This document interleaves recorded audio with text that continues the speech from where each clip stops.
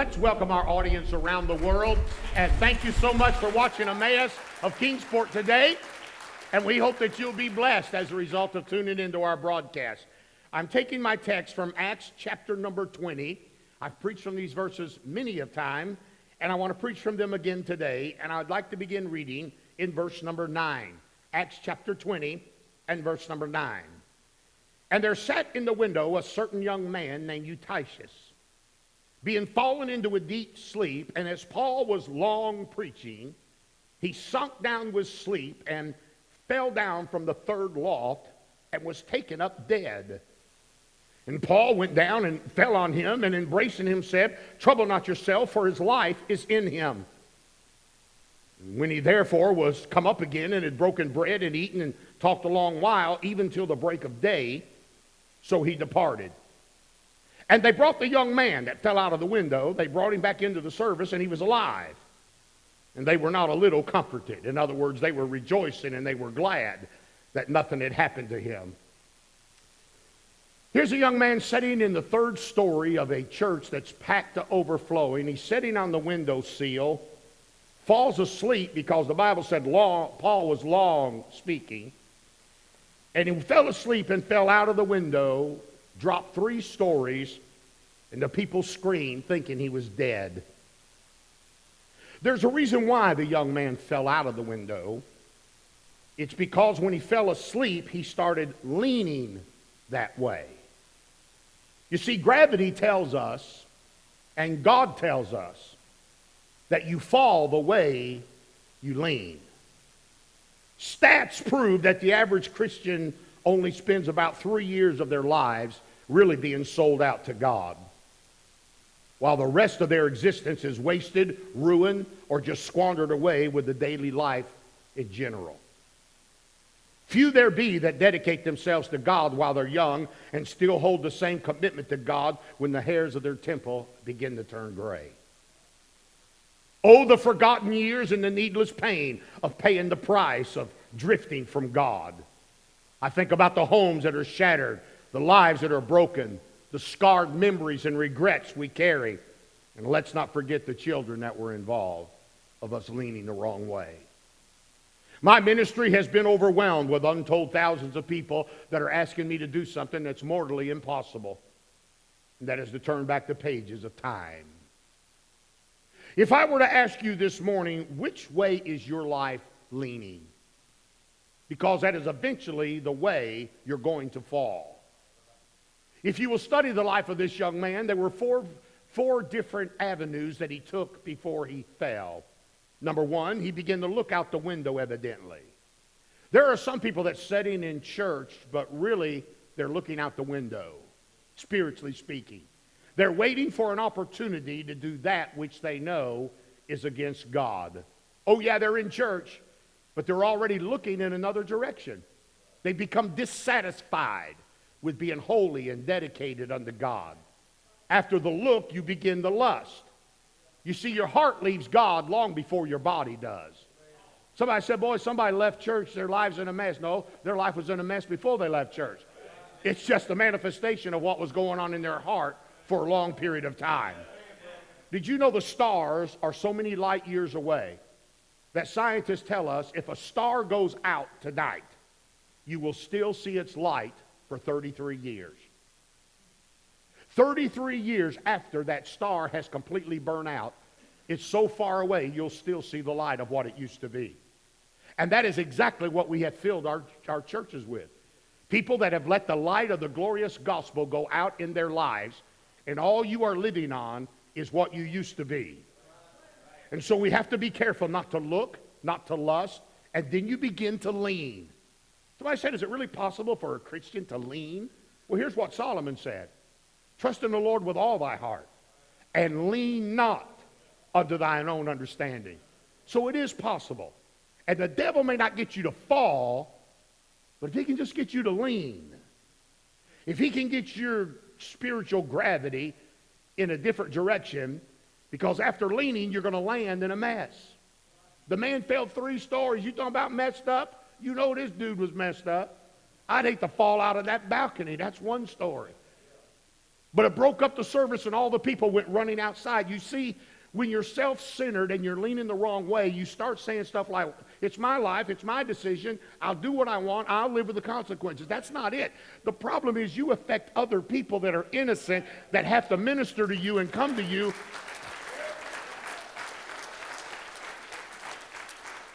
And they have to get involved in your mess because you're so self-centered. Now, this is one of my rods that I keep in my office. This is how I counsel. This is my counseling rod right here. Now, you would be naive to think that I'm going to lean this rod this way and this rod is going to fall that way. Gravity won't let you do that. And so the law of God will not let you do that in your life. If I lean the rod this way, you'd be foolish and naive to think it's going to fall that way. The truth of the matter is the same law of the gravity is the same law of the Word of God. You fall the way you lean. So with that being said, I want to ask you a question. How are you leaning? What direction is your life patterned toward right now? If you were to fall in the direction you're leaning right now, what direction would your life go in? Now, constantly we have these things in life that tempt us to kind of go the wrong direction. You face them and I face them. I don't like them. It's just the reality of life. But you know, the key to having a Christian life is this. I was on a ladder the other day, a big, tall ladder, and I'm getting too old for that, and I got to stop it. But you pray a lot when you're on top of a big ladder. You ever notice that, man? It gets you right with God. And I was way up in the air on this ladder, and when I got down, Brother Evans, that thing kind of got out of balance on me and started leaning the opposite way. And, man, I thought if I let this go, it's going to bust the hood of a car, bust out a windshield. But the way I kept that leaning from falling is I found balance. That same ladder, if I kept it straight up and found that balance spot, you know what I'm talking about? All of a sudden, that fighting, that leaning went away because I found balance. See, in your Christian life, it's so important that you not only stand against the things that might get you to go to the wrong way, but you've got to find balance in your life. You've got to find that place with God where you're not being pulled to the left and you're not being pulled to the right or to go forward or to go backward. But you've got that equal place with God where your life is in balance with your emotions and your goals are in balance with the ambitions of God. And when you do that, you can quit fighting. And it's not a battle every day when you get out of bed. And you don't have to struggle with the flesh and the devil because you got balance. Balance. So, let me give you some things from the Bible that threw people off balance and see if you and I have to fight these same situations. Number one, I'm sure this is one all of us fight. I know I do. You got to be careful to balance your friends. Friends have a larger impact on us than we like to admit. It was in 1 Samuel chapter 17. Amnon went to a young man and said, I've got something that's bothering me. And he said, but I can't do what's on my mind. It's ungodly and it's wicked. And the Bible said Amnon had a friend. And he went to his friend and he told him, he said, well, what is it that's bothering you? He said, I want to have an affair with my sister Tamar. This is David's son and daughter. But he said, I know it's wicked and it's ungodly. But because he had a friend, his friend sat him down and said, now here's how you do it. You go in a tent, you tell her you're sick. She comes in the tent as your sister to minister to you, and there you can rape her in the tent. Amnon would have never done that to his sister except for the influence of a bad friend. Don't come telling me who you hang around doesn't influence you. That is an impossibility. Birds of a feather still flock together. Now, and by the way, I'm just not talking to teenagers here. I'm talking to you adults too. You women go to the job and you're working with 7 women and they're all bitter and they're all divorced and they're all mean as snakes and they're all independent and they don't need God or anybody else. And you get around that and you start listening to the influence of them, talk about how sorry men are and how sorry they're married. And next thing you know, you're discontent with your husband and all you do is talk about him and find fault with him. You're not shouting, but I'm preaching anyhow. And the next thing you know,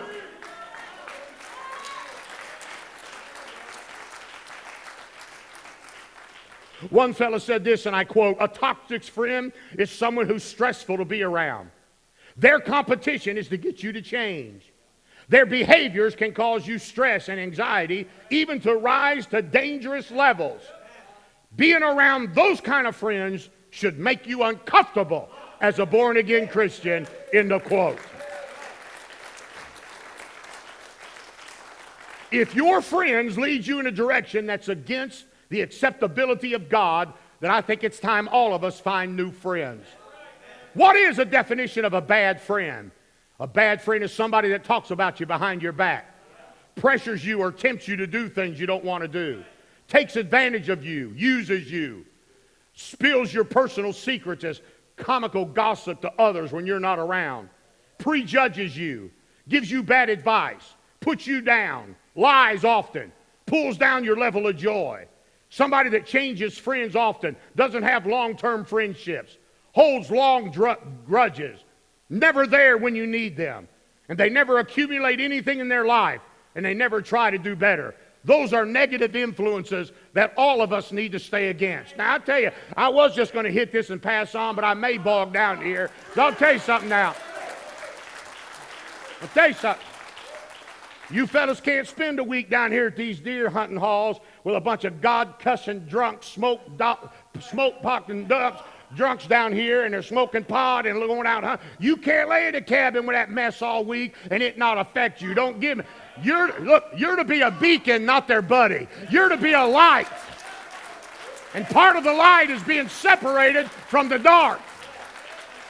You got to be careful who you're running with. Your buddies can get you to lean the wrong way. Oh, they may not get you to fall. They're not trying to get you to fall. All they're trying to do is get you to lean a little bit the wrong way. Brother David, am I telling it right? Brother David's here with us today. And I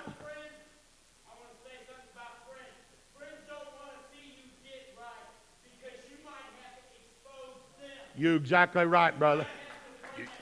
You got it, son. You got it. You telling it right. That's it, Brother David. I told Brother David months ago, I went to him, I said, you better listen to me now. You either get away from them or you're going back to jail. Did I tell you that, David? I said, I'm going to church you. You're not going to be a member of the church and live like that. We voted him out of the church. I loved him. I never quit loving him. Nobody wrote him when he was in jail but the man you're listening to preach right now. I loved on him. I wrote him. I prayed for him. I stood by him. You don't give up on people. But I told him, Brother Doug, if you don't stop it, you're going back to jail. 16 years of his life behind bars. And now he just got out. It's his first Sunday back at church. You're welcome here anytime, my brother. Welcome home is all I got to say. Welcome home.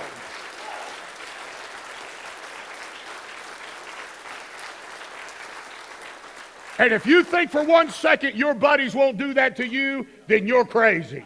They'll never call you. They'll never visit you in jail. They'll never send you a dime. They won't even call and check on you. You are nothing to them after they use you up. That's the kind of friendship the world has to offer you. So I'm going to make sure my friends aren't getting me to tilt and lean the wrong way. Number 2, this one may get a little tight. Genesis chapter 11, I'm not going to let my family get me to lean the wrong way. I'll tell you something, man. You mountain folk are weird when it comes to the family. These people want to control their kids after they're married and put their nose in their business. And every time they have a disagreement, you mother-in-law's on the phone running your lizard tongue wanting to find out all the details. Ain't none of your stinking business what's going on in their house. You worked out your problems, let them work out their problems. You shut up and stay at the house. Shut up. Let them work their problems out. God will help them. You stay out of it. All you're going to do is add to the confusion and the nonsense. Woo!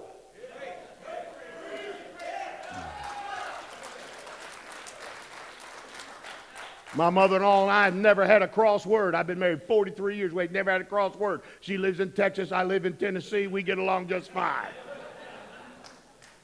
But in Genesis chapter 11, watch this. God told Abraham to leave the Ur of the Chaldees. And Abraham took his dad with him. And they were looking for Canaan, the promised land. Remember that? But the Bible said when they came to Haran, which was where Abraham's father was from, the Bible said when they got to Haran, they stopped. And because Abraham's father did not want to go on, he wanted to stay with the family, Abraham just stopped. He stopped his journey in Genesis 11. And he never continued to Canaan land till his daddy died. His own family got him bogged down. And when he died in chapter 11, the first verse in chapter 12, God said, Abraham, now that your daddy's dead, get up, suck it up, and do what I told you to do in the first place. I'm trying to tell you, if you're not careful, even your family can get you to lean the wrong way. Especially if your family's not saved. I come from a family that really wasn't, a godly situation. It seems like they thrive on trying to get you back. It's crazy. They talked about you because you were screwed up, and then when you get right, they sound like they'd rather you be screwed up more than they'd rather you be right with God. I don't know what you want. I don't know what you want out of me, man. I remember when I got saved, one of my family members came to me and said, we want the old Phil kid back. I said, by the grace of God, that'll never happen. The old man is dead. I've been raised to life in Jesus Christ. Somebody said, behind every good man, you'll find a good woman. That sounds awesome to say. The truth is, that's not Bible. It was Job's own wife that turned on him when he needed her the most. He just buried 10 children. He's eat up with cancer, lost everything he ever owned. He needed an encouraging word or a prayer partner. And she said, I got good life insurance. Won't you cuss God and die? And I'm going to marry somebody about half my age, and we're going to look up here. You old fellas taking all that overtime and killing yourself before you're dead in the ground. Your wife will have her another man. She'll be half her age, and they're going to have a ball on the money you killed yourself for.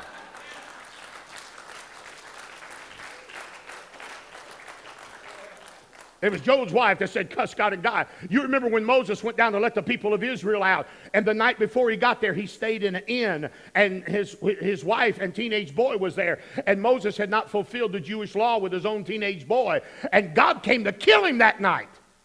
Kill him, the Bible said. And when Moses fulfilled the Jewish law on his son, his wife got mad and said, a bloody husband art out of me. And she got mad and took that teenage boy and left Moses.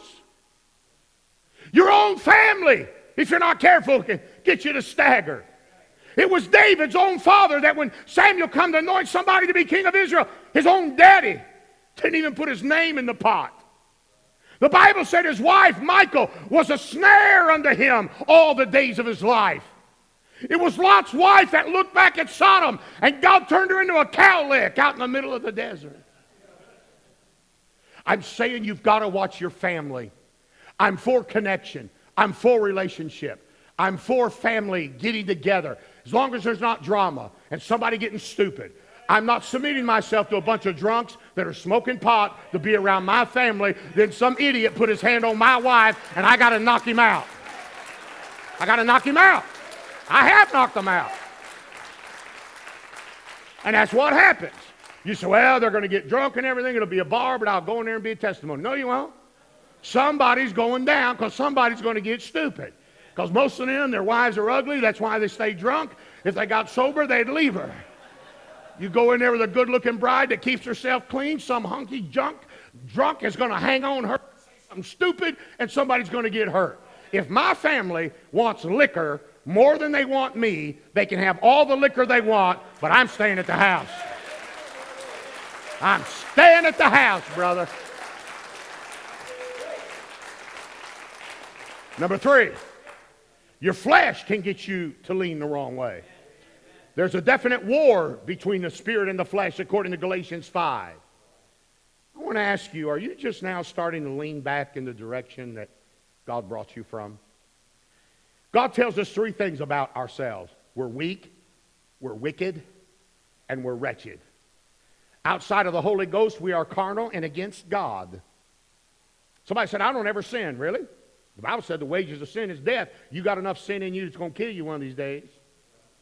For all have sinned to come short of the glory of God. See, flesh it's smart. Because flesh will tell you if it feels good, then that's what's best for you. That's humanism, by the way. That's what's being taught in our school system. If it feels good, that means that's what's best for you. Well, Brother Joe, let me prove to you that's forever wrong. Some time ago, an elderly man went to his brother-in-law and said to him, I'm sick of being on medicine.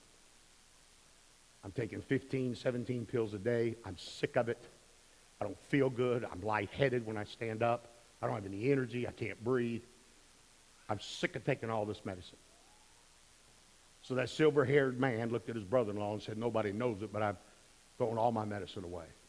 I'm tired. So behind everybody's back, he took all of his medicine, threw it all away, never took it again. He went to that same brother-in-law 2 weeks later and said, I'm going to tell you something. Getting rid of all them blood thinners and that blood pressure and all that other junk. He said, I haven't felt this good in 25 years. Medicine mess you up, man. He said, I haven't felt this good 25 years. And 2 days later, he died. I know that story's true because it was my dad. So what may feel good to you at the time, what you don't understand is about to kill you.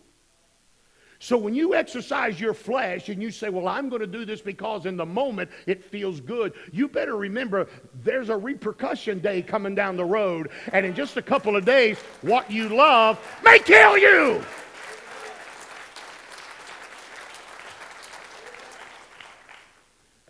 How do you get victory over the flesh? I hate it. I fight it. I've been saved 44 years. You think it would understand that I want to live for God, but every day I got a face-filled kid all over again. I've never lived for God by accident. It's always been a premeditated choice I make in my mind and my heart every day that I live. Number one, you recognize who your enemy is. You can't defeat an enemy if you don't know who they are. Brother Danny, I read about the Vietnam War again the other day. I was reading about the conflict in Vietnam. 58,000 men and women come home in plastic bags from Vietnam. I never could understand why America, as powerful as we are, could not wipe a nation off the map that wasn't as big as a pinhead. Why was Vietnam so controversial? And after 58,000 men died, we brought our men home, treated them like dirt, called them baby killers, and spit on them. When they did what they were told to do, they were American heroes, and they should have been welcomed home with open arms and with parades as heroes.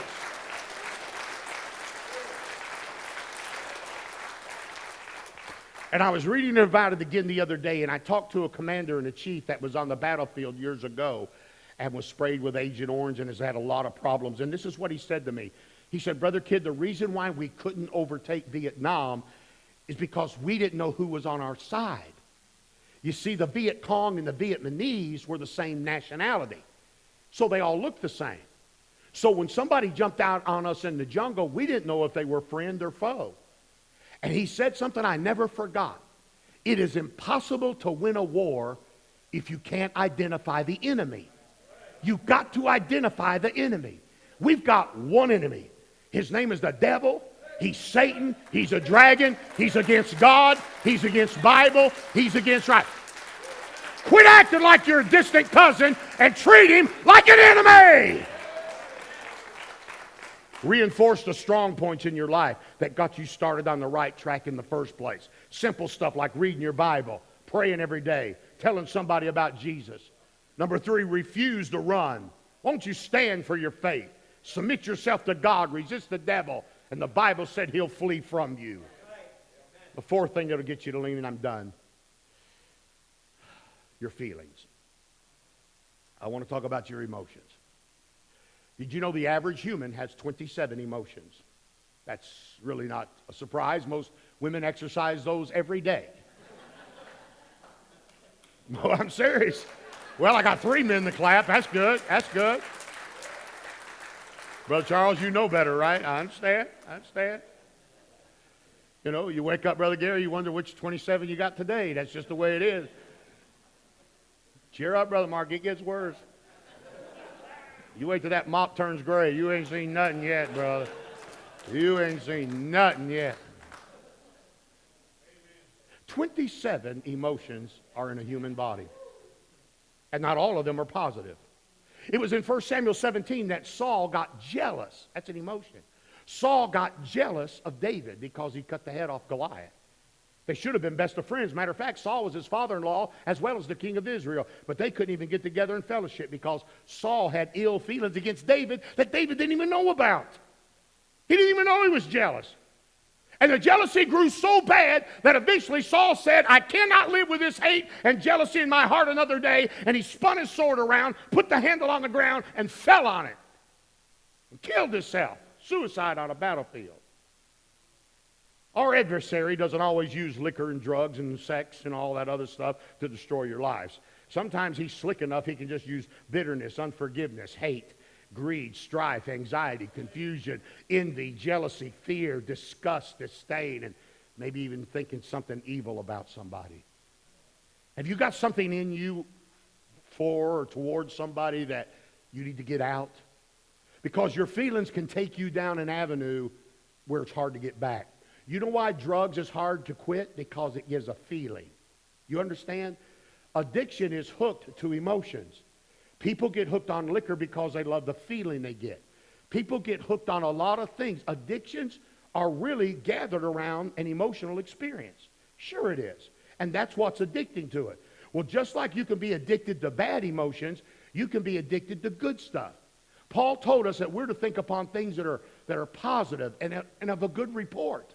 I want my emotions to be pleasing in the sight of God. If I were to emotionally open up your heart right now, which way are you leaning? Is there somebody you need to forgive? Is there somebody you're mad at? Somebody did you wrong, lied about you on the job, cost you a raise? Is there somebody in your family that brought drama last time you had a get-together and now nobody talks? Did grandma die and somebody else get that warped skillet instead of you? Oh, yeah. I know I'm preaching. I've been in Tennessee long enough to know I'm preaching. I've been here long enough to know I'm preaching. So which way you leaning? Because that's the way you're going to fall. And I got to thinking, how am I leaning anyway? In John chapter number 13, here's what the Bible said. The disciples were sitting around Jesus, and he was talking about his death. And the Bible, this is the only time you ever find this in the Bible. Anybody doing this. And the Bible said John, the beloved disciple, leaned on his bosom.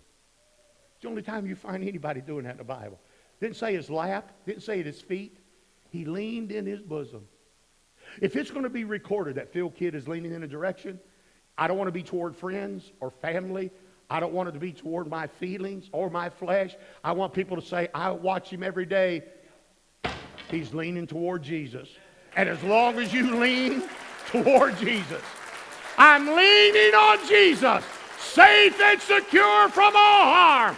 The best thing you'll ever do is if you fall, fall on Jesus. If you lean on Jesus. If you need help, call on Jesus. It's Jesus, Jesus, Jesus. Give the Lord a hand in his house today. Behold.